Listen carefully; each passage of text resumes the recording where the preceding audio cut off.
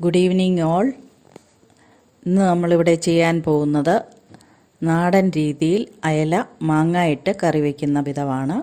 അത് ചെയ്യേണ്ടുന്ന വിധം 2 ടേബിൾ സ്പൂൺ മുളക് പൊടി, 1/2 ടീസ്പൂൺ മഞ്ഞൾപ്പൊടി, 1/2 ടീസ്പൂൺ മല്ലിപ്പൊടി, 2 ടേബിൾ സ്പൂൺ ചിരകിയ തേങ്ങ ഇവയിട്ട് ആവശ്യത്തിന് വെള്ളമൊഴിച്ച് അരച്ച് മാറ്റിവെക്കുക.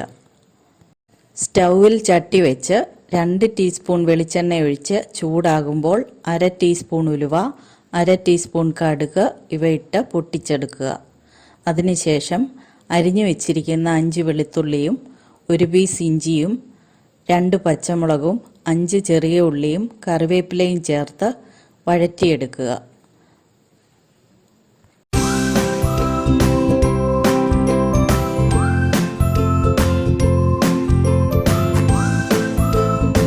വഴന്നു വരുമ്പോൾ അരപ്പ് ചേർത്ത് എണ്ണ തെളിയുന്നത് വരെ വഴറ്റുക. ആവശ്യത്തിന് വെള്ളം ഒഴിച്ച് ഉപ്പും ചേർത്ത് മീനിട്ട് തിള വരുമ്പോൾ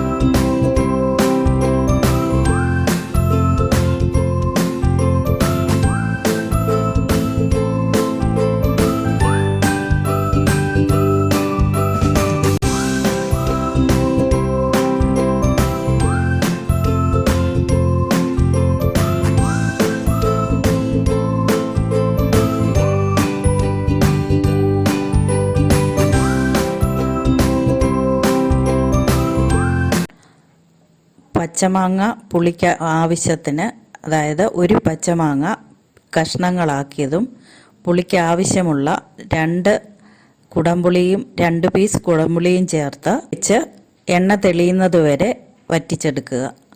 താങ്ക് യു.